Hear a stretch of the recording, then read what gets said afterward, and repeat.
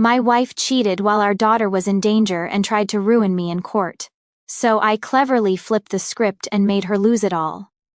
This past weekend, my wife Hannah, 38F, and our daughter Lily, 13F, went out of town to visit her mom Carol for a girls' weekend. I couldn't go because I couldn't get the time off work. I'm a firefighter in a busy city down south, and getting time off isn't always easy. We figured it would be good for them to have a little time together anyway, so it didn't seem like a big deal. Now here's where things go off the rails. Saturday night, I'm at work and we get a call about some minor fire at a strip mall. No big deal, we're getting our gear ready to head out when my phone starts buzzing in my pocket.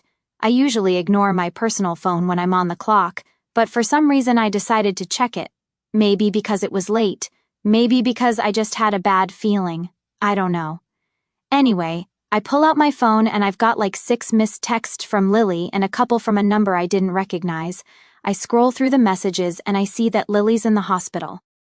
She had gone ice skating with her friends, took a bad fall and broke her wrist. My heart sank. There's nothing worse than your kid being hurt and you not being there. But what really messed me up was that Lily couldn't get treatment yet because they couldn't find Hannah. The texts from the unknown number. Turns out they were from Beth, one of Hannah's friends. Beth had been with Lily at the hospital. She says she's been trying to reach Hannah too, but no luck. No calls, no texts, no nothing. I'm thinking, where the hell is she? Our daughter's in the ER and my wife is nowhere to be found. So I start freaking out, thinking maybe something happened to her too. Then I check our family's location sharing app. You know, the one where you can see where your family members are at all times. Hannah and I had set it up mostly for safety reasons, since we're not always together with my work and her visiting family all the time. I pull up her location and sure enough, it shows she's not at her mom's place. She's not even anywhere near the hospital. She's at a hotel. At this point, I'm standing there in the firehouse staring at my phone like I just got hit in the face. I'm looking at the screen, looking at the clock. It's been hours since Lily went to the hospital. Hours. And Hannah's chilling at some hotel like nothing's happening. I'm pissed. No, scratch that. I'm furious. But I still try to stay calm because I need to make sure Lily's okay first. I called Beth and thank God she picked up. She tells me Lily is doing all right, but they can't do anything without the insurance info, which only Hannah has. And the whole time, I'm sitting there trying to process how my wife can just disappear while our daughter's sitting in the ER with a broken wrist. So I asked Beth if she had any idea where Hannah was. That's when she hesitates. You know, when someone's about to drop something on you and you can feel it coming. That was this moment. Beth says, I don't want to be the one to tell you this, but Hannah's out with some guy. She went to dinner with him earlier and I haven't heard from her since. I swear I had to sit down because it felt like someone punched me in the gut. My wife's out with another dude while our daughter's in the hospital? Are you kidding me? I didn't know what to say. I just kind of sat there feeling like a complete idiot. Here I am, busting my ass every day as a firefighter, working overtime to pay for everything, the house, the vacations, Lily's private school, all of it, and meanwhile Hannah's out having a great time with some random guy. I couldn't even wrap my head around it. Wanted to blow up her phone, but she wasn't answering my calls or texts. The only person she bothered to call was Lily, and that was after hours of radio silence. She didn't even try to come back to the hospital. Beth ended up taking Lily back to her grandmother's after she finally got a cast on her arm. The worst part, Beth sends me this text after dropping Lily off, and I'll never forget it. She said, I'm sorry you had to find out this way about Alex. I thought you knew about Alex. Who the hell is Alex? I didn't know anything about some Alex. Apparently this guy had been in the picture for a while. Beth said this wasn't the first time Hannah had snuck off to see him whenever she went back to visit her mom. Every time I couldn't go with them, she'd meet up with him. It's like I'd been working all these extra hours thinking I was giving them the life they deserved, and meanwhile Hannah's been sneaking off with this dude behind my back. I felt like the biggest fool on the planet. By the time my shift ended, I didn't even want to go home. I drove around for a while just trying to think about what the hell I was supposed to do next.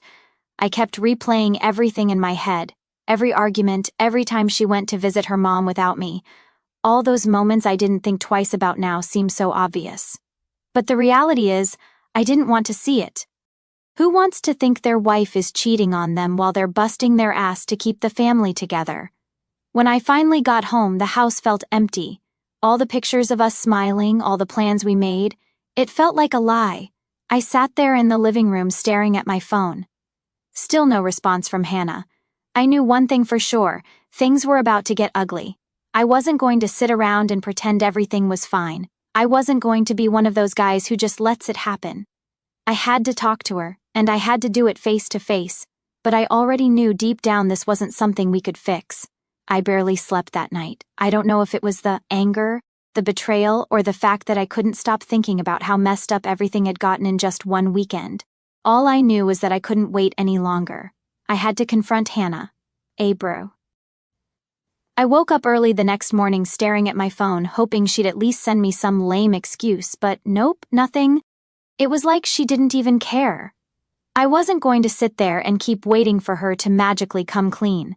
So I grabbed my keys and drove over to Carol's house, where Hannah had been staying with Lily.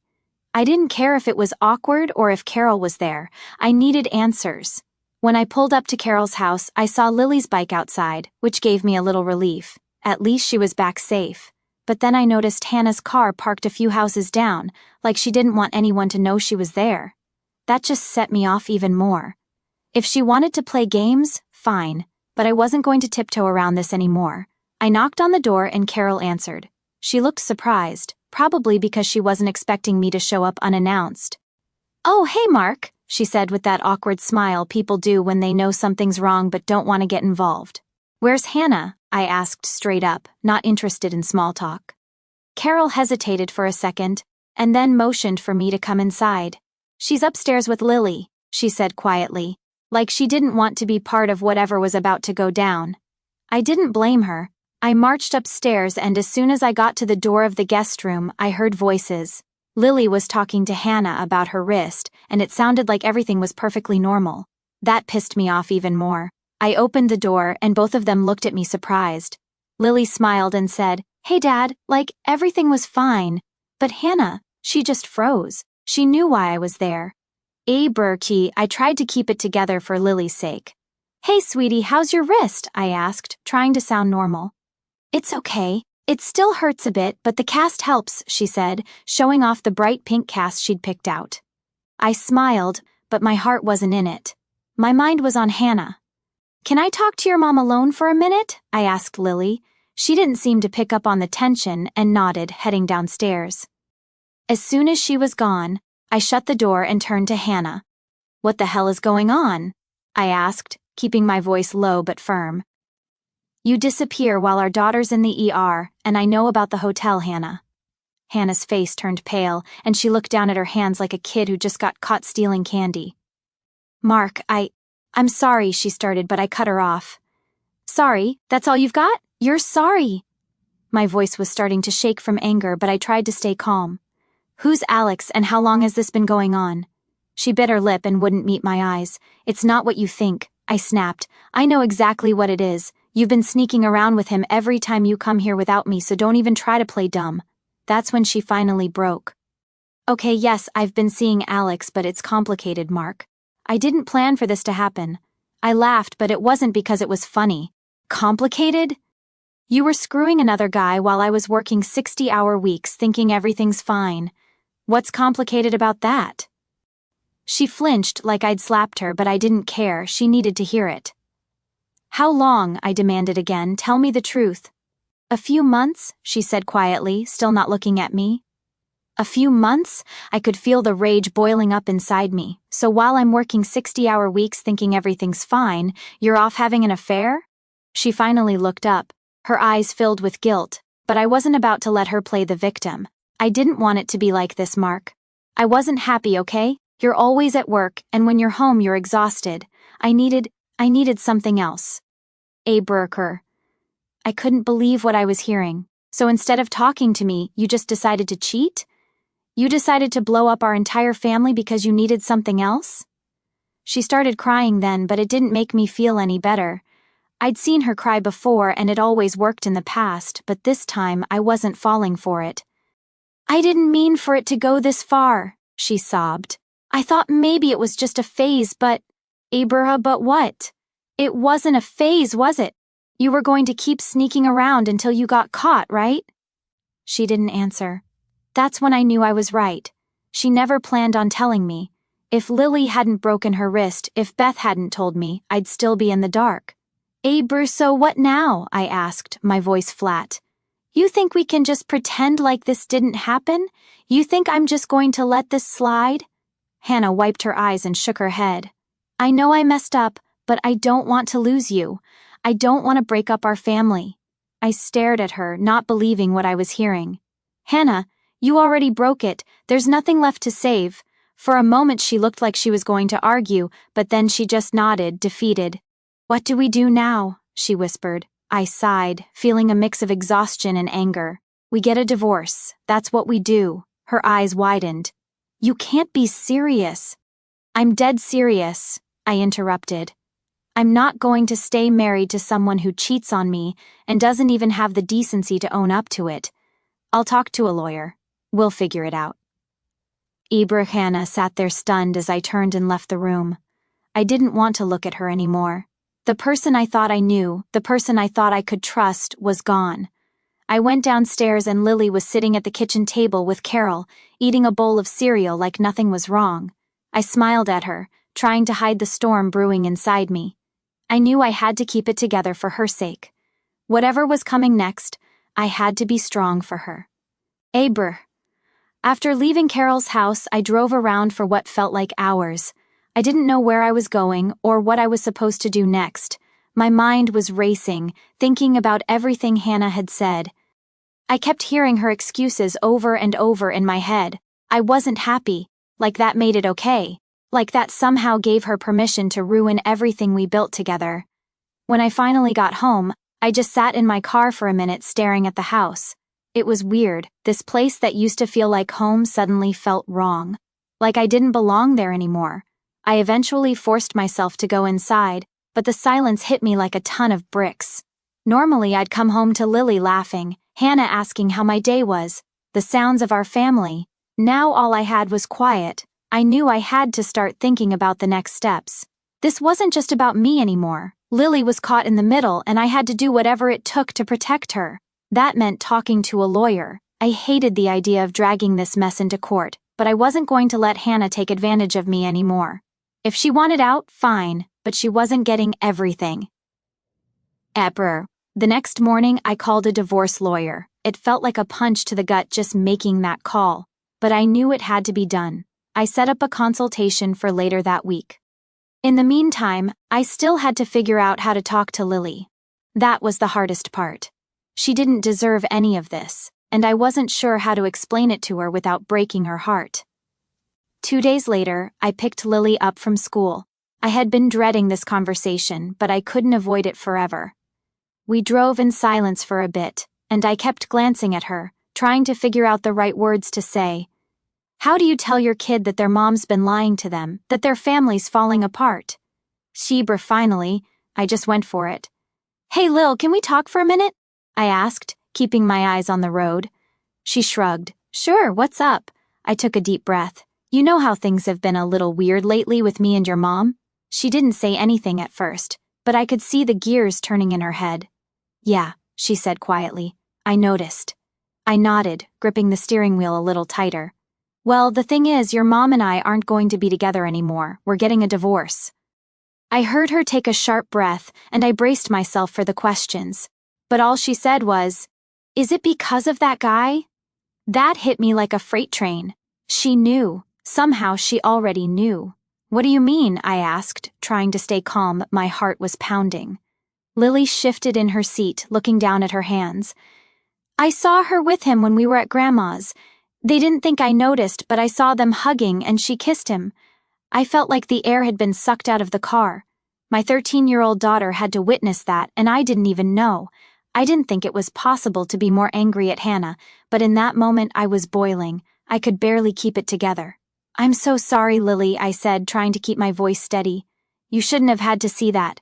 None of this is your fault, okay? She nodded, but I could see the tears in her eyes. Are we going to be okay? She asked, her voice small and scared. That question just about broke me. I reached over and squeezed her hand. Yeah, kiddo. We're going to be okay, I promise. A few days later, I had my meeting with the lawyer. I walked into her office feeling like a deer in headlights. I'd never been through anything like this before, and the whole thing just felt so unreal. Like, was this seriously happening? Was I really about to start a divorce? Burry, the lawyer, Michelle, was sharp. She didn't mess around and got straight to the point. So Mark, I understand you're looking to file for divorce. Tell me what's been going on. I didn't hold back. I told her everything, how I found out about Hannah's affair, how she'd been seeing this Alex guy for months behind my back, how she wasn't even there when Lily needed her at the hospital. Michelle listened quietly, nodding as I went on. When I was done, she leaned back in her chair and sighed. Well, it sounds like you've got a pretty solid case, she said. The fact that she's been unfaithful could work in your favor, especially when it comes to custody. That word, custody, hit me like a ton of bricks. I hadn't even really thought about it until then. This wasn't just about splitting up our stuff and going our separate ways. This was about Lily, my daughter, the person I loved more than anything in the world. What do you think my chances are? I asked, trying to keep the panic out of my voice. Michelle gave me a reassuring smile. Based on what you've told me, I think you have a good shot at getting primary custody.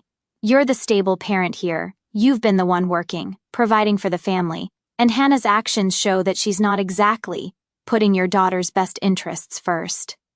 I nodded, feeling a small wave of relief.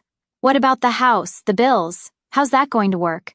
She laid it all out for me, how we'd have to divide everything, how I'd probably have to pay Hannah some spousal support for a while, but that we could negotiate the terms. It wasn't going to be easy, but it was doable. As I left her office, I felt a strange mix of emotions. Relief, anger, sadness. It was all swirling around in my head. But I knew one thing for sure. I wasn't going to let Hannah walk all over me anymore. I was going to fight for my daughter, and I wasn't going to let her destroy what was left of our lives. That weekend, Hannah finally came to pick up her things from the house. I had been dreading it all week, but it had to happen sooner or later. She pulled into the driveway with Alex. Of course she didn't even have the decency to come alone. I stood by the door as they got out of the car, trying to keep my cool. Lily was with her friend, thank God, so she didn't have to see this. Hannah barely looked at me as she walked past, heading straight for the bedroom to pack up her stuff. Alex stood awkwardly by the car, not sure what to do with himself. I didn't care enough to acknowledge him.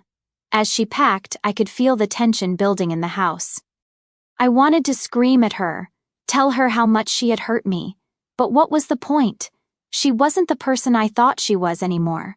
When she finally came downstairs, bags in hand, she looked at me for the first time.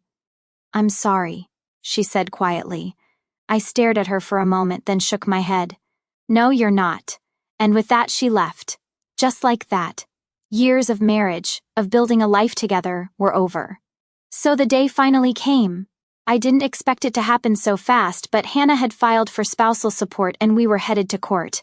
I wasn't thrilled about it, but I also wasn't going to roll over and let her take everything. She had already packed up her stuff and moved in with Alex, but apparently that wasn't enough. Now she wanted money. My money, the same money I'd been working overtime to make while she was off sneaking around behind my back. I wasn't having it. The morning of the court hearing, I woke up feeling anxious as hell. I kept going over everything in my head, trying to remember what the lawyer had told me to do, what documents I needed to bring. I had spent the night before printing out bank statements, bills, text messages, anything that would show I wasn't some deadbeat. I got to the courthouse early. The place was buzzing with people, mostly other couples fighting over who got what, and you could feel the tension in the air. I waited outside the courtroom for what felt like forever, just sitting there going over my stack of paperwork. Then Hannah showed up. She walked in like she owned the place, Alex trailing behind her. He didn't come into the courtroom, thank God, but just knowing he was there put me on edge. It took everything in me not to say something, but I bit my tongue. Today was about getting this done the right way. Not for her, not for Alex, but for Lily. Hannah didn't even look at me. She just sat down on the opposite side of the room, scrolling through her phone like none of this even mattered. It was like she wasn't even taking this seriously. Then the judge walked in, and it was time to get down to business. The first part of the hearing was just going over the basics, our names, dates of birth, when we got married, all that stuff.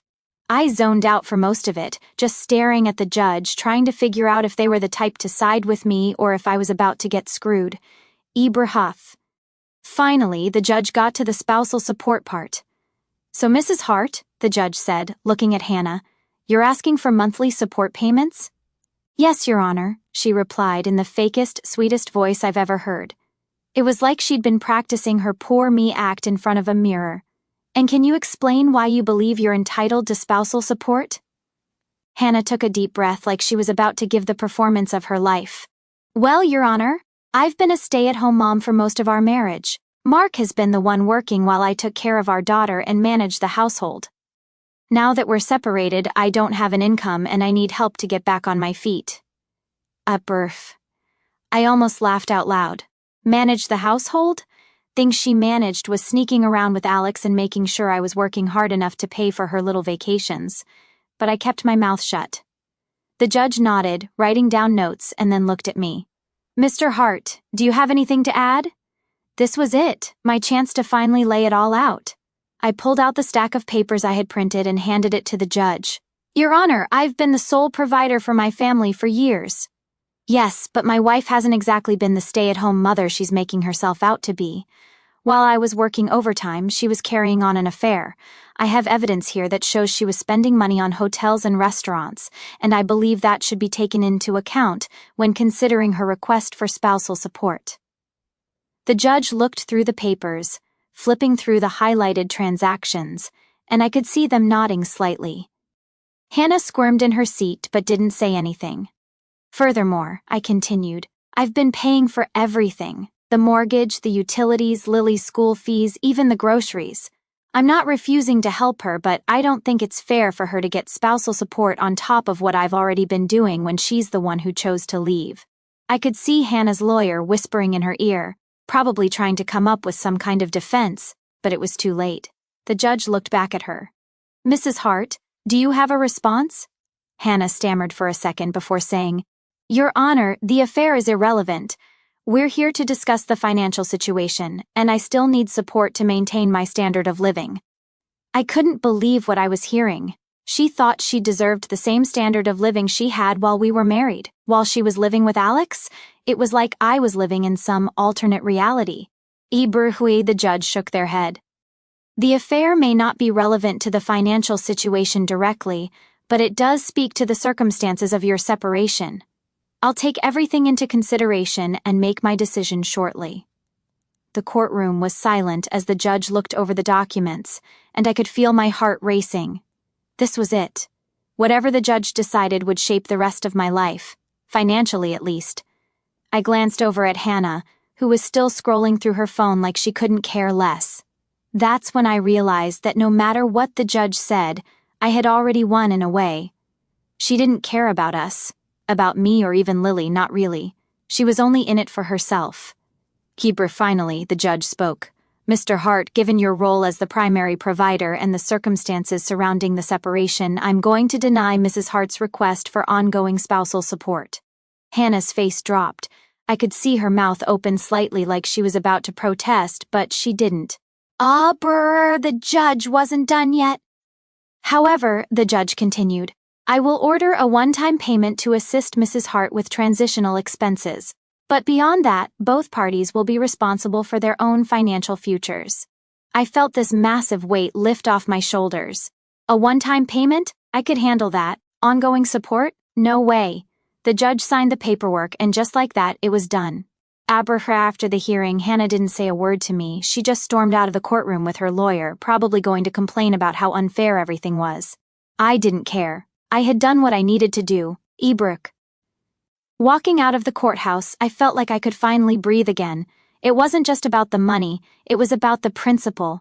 I wasn't going to let her keep taking from me after everything she'd done. She had made her choices, and now she had to live with them. As I got into my car and drove away, I realized this was the first step toward getting my life back. It wasn't going to be easy, and there was still a long road ahead, but at least I wasn't stuck in that toxic mess anymore. I had Lily, and that was all that mattered. The days after the court hearing were kind of a blur. For the first time in a while, I wasn't constantly looking over my shoulder, waiting for the next fight with Hannah, the next argument about money or whatever else she could throw at me. It felt weird, like there was this big space in my life now, but at the same time I could finally breathe again. Lily seemed to pick up on the shift too. She wasn't asking about her mom as much, and when we were together it felt easier, like a weight had been lifted for both of us. That was all I really cared about, making sure she was okay through all of this. A week or so after the court hearing, I got a text from Hannah. I almost didn't open it, but curiosity got the best of me. It was short. "Can we talk about Lily?" I stared at the screen for a minute. Of course she didn't want to talk about anything else. Not the affair, not how she screwed up our family. Just about Lily, like that was going to magically fix everything. I took a deep breath and replied, "What do you want to talk about?" Her response came almost immediately. "I want to see her. She's my daughter too." I knew this was coming, but it still pissed me off. She hadn't even tried to reach out to Lily since the whole mess started, and now, all of a sudden, she wanted to play the concerned mom? Broke. I thought about ignoring her, but I couldn't do that. As much as I hated Hannah for what she did, Lily deserved to have a relationship with her mom, at least if that's what she wanted. I texted back, "I'll talk to Lily and see how she feels about it." That was the end of the conversation for now. I didn't want to deal with it, but I had to. After all, this wasn't about me. It was about what was best for Lily. And even though I wanted to protect her from everything, I knew she had the right to decide for herself. That evening, I sat down with Lily after dinner. We were watching one of those true crime shows she's weirdly obsessed with, and I figured now was as good a time as any to bring it up. "Hey, Lil," I said, turning the volume down. She looked over at me, raising an eyebrow like she knew something serious was coming. "Your mom texted me today. She said she wants to see you." Lily didn't say anything at first, just stared at the TV like she was trying to avoid the conversation. I gave her a minute, not wanting to push her. "Do you want to see her?" I finally asked, keeping my voice as calm as I could. She shrugged. "I don't know." I could see the conflict in her eyes. On one hand, Hannah was still her mom. No matter what she did, that bond was hard to break. But on the other hand, Lily had seen a lot of what had gone down. She wasn't blind to the fact that her mom had betrayed our family. "Abricha, I get it," I said. "It's a tough situation, but you don't have to make a decision right now. If you want to see her, that's fine. If not, that's fine too. It's up to you." Lily nodded, but she still didn't look at me. "What if she just does it again?" she asked quietly. My heart broke a little hearing her say that. No kid should have to worry about their parents screwing them over again. But I couldn't lie to her. I couldn't promise her that Hannah wouldn't let her down again because honestly, I didn't know. "I don't know, Lil," I said, being as honest as I could. "But if she does, I'll be here. Always. I'll never let you down." That seemed to be enough for her. She nodded again and we went back to watching our show. But I knew that conversation wasn't over. It would come up again, probably sooner than later. I just had to be ready when it did. A few days later, I got another text from Hannah, this time asking when she could see Lily. She wasn't messing around. I told her to hold on while I talked to Lily again. "Mom wants to see you," I told Lily, trying to sound casual, like it wasn't a big deal, even though it felt like one. Lily thought about it for a minute, and finally said, "I guess I can see her, but I don't want to go alone." I wasn't expecting that, but it made sense. "Okay, we can do that. I'll be there too. We'll meet somewhere public, just to make it easier." Lily nodded, and that was that. I texted Hannah and set up a time for us to meet at a park in town. I figured it was neutral ground and a good place for Lily to feel safe. Plus, it was public enough that if things went sideways, we could leave without a scene. The day of the meeting, Lily was quiet, and I could tell she was nervous. I didn't blame her. I was nervous too. I didn't know how this was going to go, and part of me was dreading the whole thing. But I put on a brave face for Lily. We got to the park a little early, and I let her wander off to the swings while I waited for Hannah to show up. I spotted her car pulling into the parking lot a few minutes later, and my stomach tightened. She got out looking like she had tried a little too hard to look normal, but it didn't fool me. I could see the tension in her shoulders, the way she kept adjusting her jacket. She walked over, and I waved her over to the bench where I was sitting. I could see her scanning the park for Lily, and when she spotted her on the swings, she smiled, but it didn't reach her eyes. "Hi," she said awkwardly, sitting down next to me. "Hey," I replied, not really wanting to make small talk. There was an awkward silence for a minute before she finally asked, "How is she?" I shrugged. "She's fine, she's strong." Hannah nodded, biting her lip like she didn't know what to say. After another minute of silence, she asked, "Do you think she'll want to talk to me?" I looked over at Lily, who was still swinging, her face focused but calm. "I don't know," I said honestly. "But she's here. That's a start." Hannah looked over at Lily too, and for a split second, I could see real sadness in her eyes. Maybe she regretted everything. Maybe she was just sad she got caught. I wasn't sure, and honestly, I didn't care anymore. What mattered was Lily. After a few more minutes of awkward small talk, I called out to Lily, "You ready to come talk?" She got off the swing and walked over slowly, like she was testing the waters. I could see Hannah light up as she got closer, but Lily kept her distance. "Hi, sweetie," Hannah said softly. "I've missed you so much." Lily just nodded. "Hi, Mom." Brew. The rest of the conversation was short and to the point. Lily didn't say much, but she didn't seem angry either, just distant. I guess that's the best way to describe it. She wasn't ready to forgive, but she wasn't shutting her out completely either. When it was over, we said our goodbyes, and as I watched Hannah walk back to her car, I felt nothing. No anger, no sadness, just nothing. It was like I had finally let go of all the baggage. We drove home in silence, but this time it wasn't the heavy kind of silence. It felt lighter, like maybe, just maybe, we were going to be okay after all.